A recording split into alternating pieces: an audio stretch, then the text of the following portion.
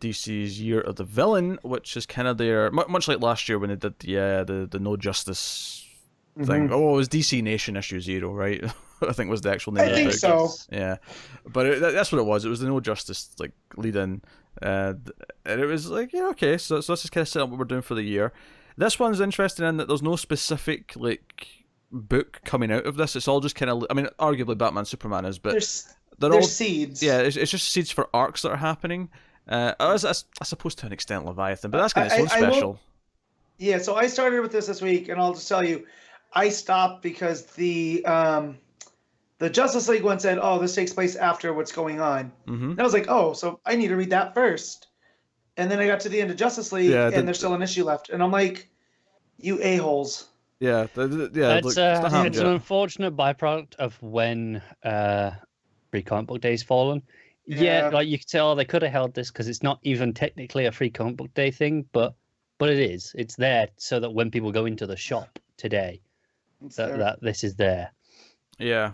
So basically, Luthor and the Legion of Doom break out of the White House and take over, and like they're wanted for doing so. Luthor fires everyone at his company and is like, "Yep, we're going to do this," and it kind of tries to tie into King's Batman a little bit and says, "Yes, all these other villains." Basically, what he's doing is he's going to fund all the villains so that all of the heroes will be, or all the villains will have the everything they need.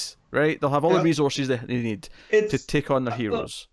Spoilers for another company story, but that was the premise of Old Man Logan, was all the villains got together and swapped.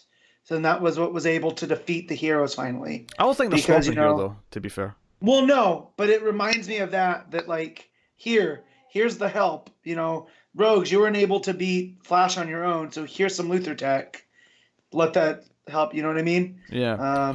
And it ends with a cliffhanger because Brainiac's like, "Hey, if you're going to do this, you're going to have to do this other thing." And it gets cut off, and it ends with Luthor looking like he commits suicide. Although, of course, we're all like, "Yeah, sure." Luthor. Yeah. Contingencies. I like the big purple glow of the explosion. Yeah. That looked good.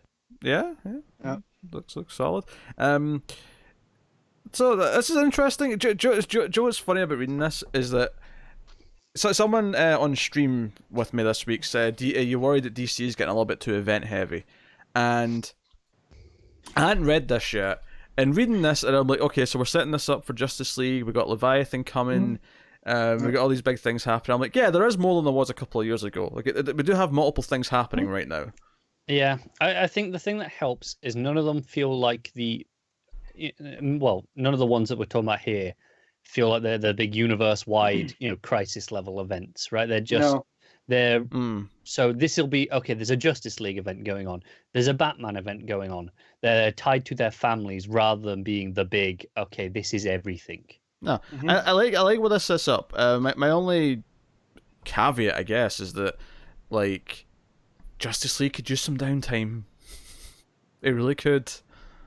Yeah, some character specific issues. Yeah, take a breather. We might still get that. I don't know what the next arc actually is.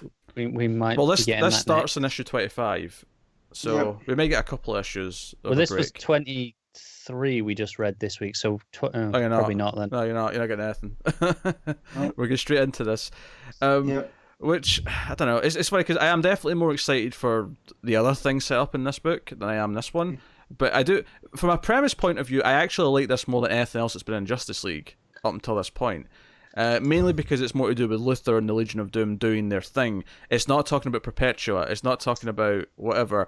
Although the ending of the third story kind of ties it back into Perpetua. Because it's almost as if Scott Snyder decided, like, hey, I want to do a Legion of Doom book. And they're like, well, no, we need you to do Justice League. He's like, okay.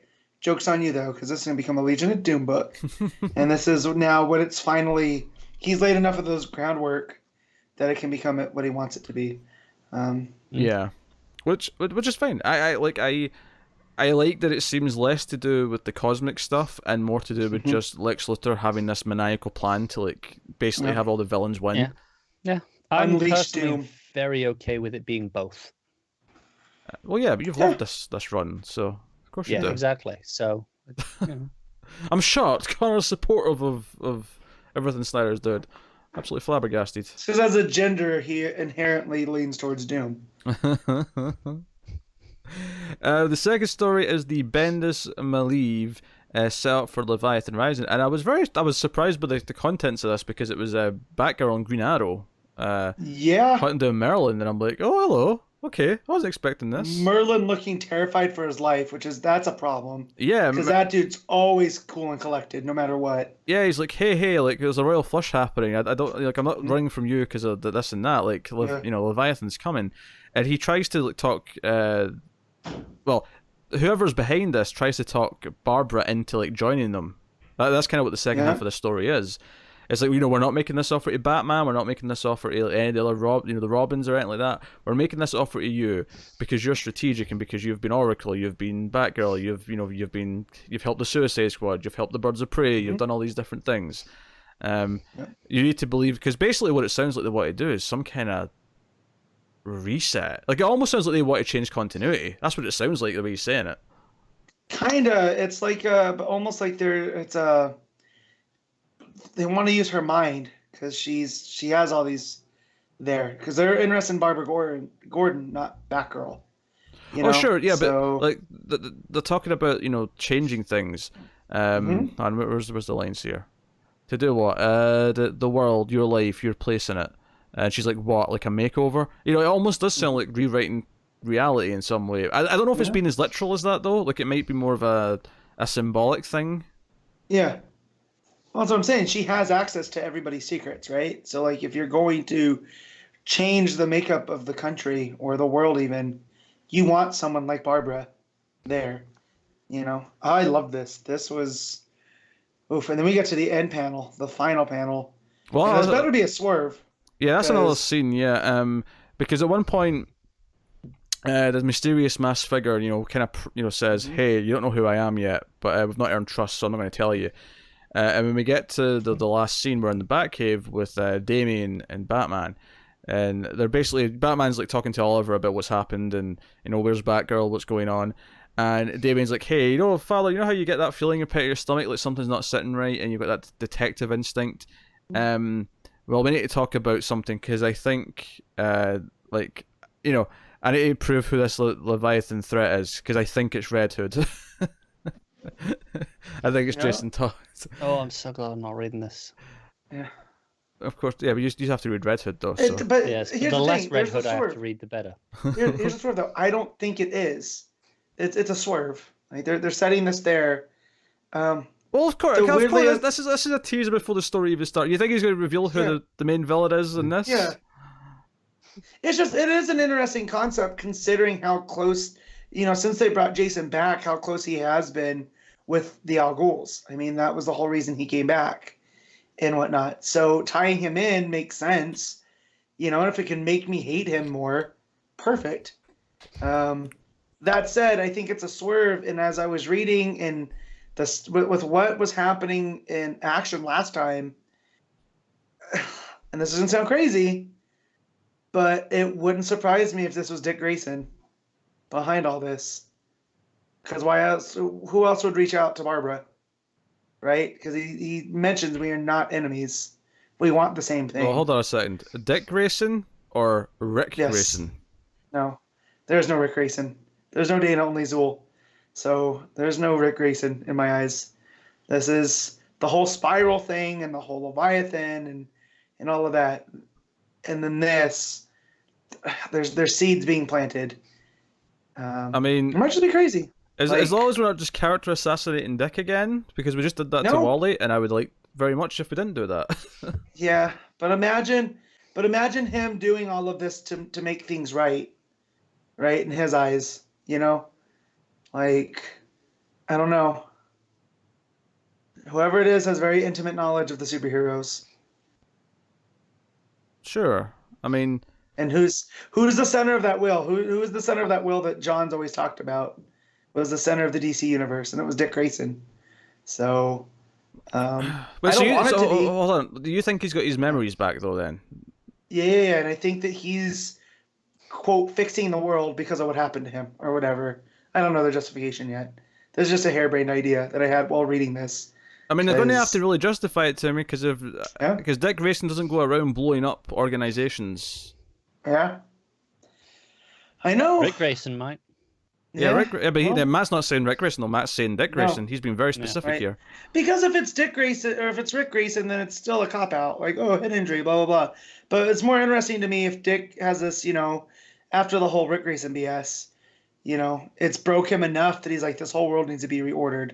This is starting to sound along the lines of Nightwing New Order. Kind of, right? It's not really based on anything though. This is literally just a whim from Matt's Matt. hypothesis is starting to sound like that. A little bit, but I just having Spiral come out, right? And Bendis doesn't do anything by accident, right? So he introduces Spiral into the whole Leviathan thing last week, and then this week he has this whole thing with Barbara Gordon, and it just got my gears going. If it doesn't turn out to be true, fine. If it is true though, I can at least swallow that bitter pill, because at least it's something interesting happening to Nightwing. And it would also, the whole Rick Grayson stuff you could get rid of. Like, that's all gone now. And it justifies Percy being kind of unceremoniously kicked off. Nothing you've said to me has made me want this, so I hope it's not true. But you know how you are with DC right now. They're doing stuff just to upset you with Wally. Well, they are, but I mean, this would be par for the course. Forgive me for hoping that this will break the trend. No, hey, Heroes in Crisis taught me anything. It's that hope is BS. All right, and I'm gonna have a Speed Force explosion because of it. All right. It's like Pretty you sure want that me was not the to. wrong message. This is weird. It's like Matt's trying to get me to dislike this story. Stop it. It is, isn't it? I'm not trying. There's nothing bad in this. I like Do you want a everything in hand, this Matt? story. Matt's just trying to sully it with this weird theory just to make it awful. Do you What- want me to help? Help make Pete hate it. I'll join in. You can't. Everything's meaningless from you. There's my leave Batgirl in this. I got my leave This Batgirl is- in a book. yeah. Can we just? Well, see, that's also what happens when I'm left at work alone for a week. Working by myself. I have time to think about stuff like this after I read this on Wednesday. So, I don't think it's Dick Grayson, and I think part of the reason why I don't think it's Dick Grayson is I think it's just it would feel like so much whiplash given what he's been going through recently and the whole Rick Grayson bullshit. I think whoever this is either someone who's not been around for a while, or it's someone who's been around but has been kind of just there, right? Someone who's not had like any big stories in a while. If not, let's not have it be Max Lord. Anybody but Max Lord, please. But I don't think I don't think it'll be someone who's had like big stories or big changes recently. I just thought of a thing that might argue against that, and in favor of Matt's whole theory. Yes. There's that whole Secret Six of Jekyll and hiding the heroes, so they don't even know what they're doing. I mean, if that ties feels in. cheap. That feels cheap, though. Yeah, I mean, that's assuming all these things actually link up that much. Which, by the way, Connor, They might not. No. If they all do link up, you're going to be like missing like a third of like what the villain Chunk. stuff is. Yeah. It's gonna be annoying, isn't it? It's going to be like, oh, this revelation in Batman Superman only makes sense if you read this issue of Leviathan Rising. That's what the wiki page is for. True. But yeah, let's hope that it's not true. But I'm just throwing it out there as a possible thing. But no, you're right. The art with Malieve, Batgirl, even his Green Arrow, pretty damn good. Yeah, whoever this mysterious masked figure is that's running the Leviathan show. Because this is the thing, they're taking down all these organizations. It's like, yeah, this world doesn't work. Having Cobra and having Suicide Squad, all these things, they don't work. The world's not getting better. Which makes the motives more interesting, and I'm far more excited for this than anything Snyder's done in Justice League, because it's not just here's the biggest thing ever. No, it's characters within the universe trying to change it. And the best villains are the ones that feel that they're right. Like they're not the villains in their story. They're not doing things just to be villainous. And I kind of feel that's what the whole concept of Snyder's Doom is they're villains just to be villains. Yeah, but it's so convoluted at this point as to what's driving Lex to think Doom's the right answer that it's hard to care about it. Versus something like this I can get behind because they're like, yeah, all these secret shadow organizations are making things worse. And if we unify under one thing, whether you like it or not, it's going to make the world better. I can see that, a villain using that as justification. No, I'm into it. Because thinking back about what Justice League has done so far now, like, I started to think about, we've got this weird doorknob, and, like, it was kind of interesting at first, because, like, okay, where did this come from? It feels so random. That said, the Justice League, the third part of the story. Yeah, so we go back to Justice League, but it's Tynion this time, right? Who's writing this this part? Yeah, with Manapul on the art. With Manapul, yes. It looks amazing. Yes, everybody, it's weaker than Malieve art, but yeah. It's still pretty good. I'm just saying that to upset Connor. I flicked through. Well, I didn't actually flick through the Malieve art at first because my issue was actually slightly. Sometimes you buy a comic and the pages are just a little bit stuck together as you open them. Someone in the shop's masturbating on them. Yeah. Yes, obviously. Thanks for making that joke because I thought it. Yeah. I Someone's like, "Oh, these Malieve Batgirl pages. I've got to pop one out." I actually just skipped through a whole chunk, and it's only when I just went through now, and I've noticed. Oh, hang on, those pages were still a bit, creased together in the middle. I guess I didn't flick through this. So I've literally just looked at the art in this for the first time now. Interesting. So the Justice League are evacuating some planets near the Source Wall, or near enough the Source Wall that they're being affected by it. So big things are coming, and Batman's like, we need to call everyone. So there's a big 2-page spread of Supergirl right at the front, Shazam, other Green Lanterns, Catwoman, Green Arrow. That's a hell of a splash. The Terrifics are all there. Yeah, it's just we need to rally everyone. We need to extend the Justice League. It's basically all the different Justice League teams that we've had recently. Yeah. Dark, Odyssey, I'm sure is there somewhere. Titans is there. Plus a few more though, because Shazam and Supergirl aren't. That's looking jacked in this one. I hope that happens in the next coming up of Dark, because that's a proper Man Bat. Oh yeah, that is a proper Man Bat. Yeah. Animal Man's back there too. I haven't seen him in a while. Yeah, Batgirl's not in any of these teams, so there's obviously others there too. No, Batgirl's there. Yeah, she is. I'm saying she's not in any of these other teams that he's talking about. Oh, yeah. Gotcha. But Simon Baz is front and center, which bothers me because I don't see Jess, unless I'm missing her. I assumed she was there because I assumed the Odyssey team was there, but you're right. I don't actually see any of the Odyssey team now. Shazam and Supergirl and Crypto are up front and center, which makes me happy. Oh yeah, that's delightful news. I love that Plastic Man insists on being at the front. Yeah, he's stretched out to be at the front. No, I like that too. That's good stuff. So it's basically we rally the troops, and then we get to Perpetua. Huh? Perpetua. Do you have to say it in that voice every time? Yeah. Here's the thing that bothers me about Perpetua. What is up with the planet circling her neck? Is that a necklace? Yeah, that's a fair question. Maybe it's a fashion statement. Yeah. Maybe it's actually, it's circling her in the way that the planets circle the sun. So it's a statement of being the center. And it's talking about how she knows a lot of the villains that are going to help her soon, but she doesn't know all of them. Then we see Batman Who Laughs, and we know that he's going to play a prominent role in Batman and Superman. So it's all of this is kind of linking what King's doing in Batman to Batman, Superman, to Justice League, to Event Leviathan. I said, I also said Event Horizon there. You nearly did, yeah. But let's get one thing. I love Manapul, but he draws a terrible cheetah in this issue. That cheetah is not. That cheetah's bad. I will give you cheetah being the 1 weak part of Manapul's entire story here. Yes. So I'm just saying. The reveal at the end of this, though, is that presumably after the explosion that Lex caused with himself in it, we have a new gestating Lex Luthor in a tank, which I presume he's transferred his mind to, or whatever, whatever he's doing. We've done Lex clone before in the 90s. All right, and the Death and Return of Superman. All right, can we not remind me of when he cloned himself and passed himself off as his own son, as Lex Jr. With the big red afro, hair. Ugh. Yeah. Yeah. I got to this and I was kind of like, oh man. I mean, I kind of like that the third story kind of paid off the end of the first story to make it feel more cohesive whole. It feels like an issue Yeah. rather than just short stories, right? Yeah, it does feel a bit more like that, Yep. and I guess that makes sense because they're trying to link all these different villain plots that are happening throughout the year, and Lex is funding everyone, so the idea that he's funding what Bane's doing in Gotham right now to making Bane's life easier, sure, like that can work.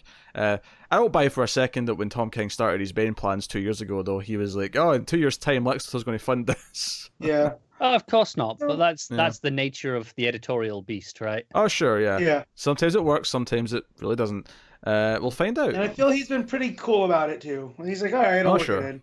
Yeah. Yeah. Oh yeah, for Yeah. any complaints you could have with King, I don't think he's buckled to adjustments that he's had to make, because of other things going on. So yeah. So how did we feel about this as a whole? You're the villain, special issue 1. Like, are you pumped for these 3 stories that they're setting up? I'm even more pumped for Leviathan than I was before. I'm pumped for Leviathan. Yeah, like that's the other ones. Like I was really into that Justice League story just for the stuff that we kind of skipped over what Superman did, where he goes to rescue that ship on the planet where the dude's like, "Oh no, we got to kill everybody because that's mercy." Superman's like, "Well, no," and like I took it like he slapped him. He didn't really punch him, but he was like, "Get to your senses, man." Super And he slap. slaps It him. reminds me of that story we had in Green Lanterns Mhm. towards Yeah. the end with the planet that needed saving, and they were like, Yeah. they don't want to. What do we Yeah. do? The Superman's just like, no, Yeah. screw this. No, I'm gonna smack him to his senses. And so, but I like that, and I like that that's what motivates Superman, But then we got to the end with the Lex and the I'm just like, ugh, can things just be? Yeah. As for, obviously, I didn't read the middle portion, so I've got no opinion on Event Leviathan. I think the Justice League stuff I'm quite into. I'm cautious about the Lex bit at the end. I will agree with that, but I'm willing to see where it goes. I really liked what they did with Lex in the first story. Yeah. I think this issue does absolutely nothing for the Bane stuff in Batman. I don't care. This issue, I mean, nothing to do with what Batman's doing. This just has no impact It on felt whether or not I shoehorned care. in to tie it into Because Yeah. Bane's a villain. because they want the big story arc that King's doing starting issue 25 or not, so 75, not 25. 75. To feel like it's part of this wide banner of you're the villain, and it's not really. It's just kind of what he was doing anyway. It is, yeah. I had assumed that knowing this was 3 stories, it'd be 1 for Justice League, 1 for Batman, 1 for the Bendis stuff. Yeah. And then it wasn't. It was like 2 Justice League things, and then like a page and a half for Batman. Yeah. Although the third Justice League one kind of was poking at Batman, Superman as well. It was, yeah. Yeah. So is it interesting? During the stuff at the back of the book, there's actually a page with a bunch of characters on it, and it's basically saying 6 of these heroes rather will betray the universe, and obviously it's referring to the 6 that are taking over for the Secret 6 Mhm. that we don't know about yet. So, I don't know, just worth mentioning like who's there, and a lot of prominent characters, a couple of minors, but a lot of. I'm trying to get to that page on my tablet. It says Or no is that- laughing matter at the top. That's that big Ah, two. Is that one? Yeah. I didn't read through all of these pages, so I never actually knew that was a thing. Well, I didn't either. I just saw I just saw a thing at the top, and I connected it to the the article about. Right. So 6 of these. So okay, we've got an eclectic choice of people here. Our dear old friend that Matt was theorizing earlier, Mr. Rick Grayson himself. Yeah, but Also- the thing with the thing with this though is that I'm not worried for any of these 6 characters because they're all just going to be like it's going to be reversed. It's a mind control thing essentially, or a parasite thing.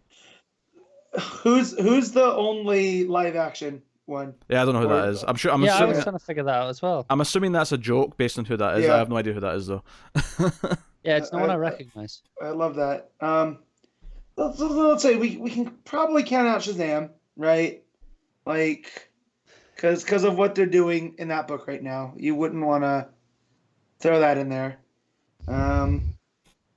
Maybe Damien, you can probably count out too, and I'd count out Supergirl because of what's going on in Superman in action and stuff. I think there's no way it's 2 of the lanterns, so you only have 1 of them. Yeah. But it makes it likely there's one lantern. It does. It does. Yeah, but and with what Morrison's doing right now, with the wouldn't surprise me with Hal, right? I mean, you could do, yeah. He's such a great. I don't think it's going to be Alfred. At least I hope not. I feel Unless like it just makes him more sassy. I feel like given that we've got a few super characters and a few back characters, there's probably gonna be one super character and one back character. Wouldn't surprise me if I love that Perry White's there. That'd be fun. You make him like Fox News Perry White. That could be fun. Yeah, That's his alternate. Gordon could be an interesting one with him not being an ally to Batman at times. Because again, this isn't necessarily. I think the thing is that some of them will be kind of somewhat aware and they'll be like that all the time. Others will be kind of split personality. Yeah, and I think the key thing here is that I don't think this is like all of this is not going to be permanent. Whoever the 6 are going to be, it'll just be for this story, and then they'll fix it. I think Jimmy Olsen here at the bottom is a chance that he could be, given that he's getting a book that could actually lead into that book. Play into it. Yeah, it could do. That could explore, his back and forth. Like, let's say he's not aware of it, we could play with that in his book. Yeah. Well, and you look, Selena's there too, and that plays into the sometimes she's good, sometimes she's bad. So, like, maybe that was seeding from beyond. Some of these characters have a duality built into them, which is why I say maybe Shazam is a good argument to do it, because he has the duality of when he's a kid and when he's not. The twist will be is we think Selena is, and it turns out just sometimes she's good, sometimes she's bad. Yeah, she rides that line. Same with Constantine. Like, Constantine's there to be a red herring because that dude. He's shady as shit anyway. Yeah, exactly. Like his actual thing is when he acts good. That's when you know something's up. When he does stuff just for a noble cause. Yeah. It's like, it's very interesting. I mean, the story alone, if it wasn't Williamson and Marquez, I'd look at it.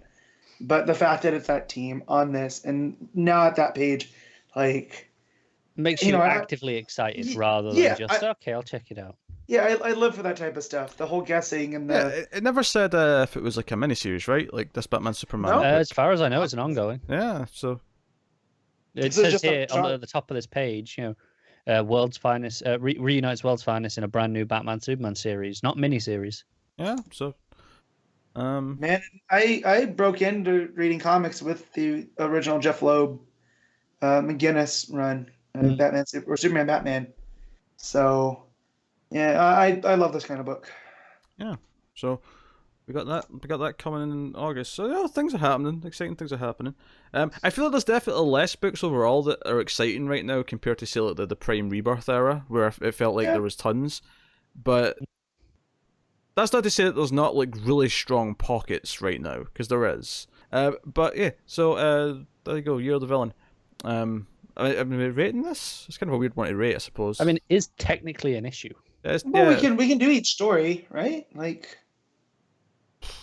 or no? I feel like they're too short to give a. Yeah, it's kind of weird. It's more just an overall. Well, then let's not rate any of it because you really can't, because it's 3 short stories and then a bunch of promo material. Sure.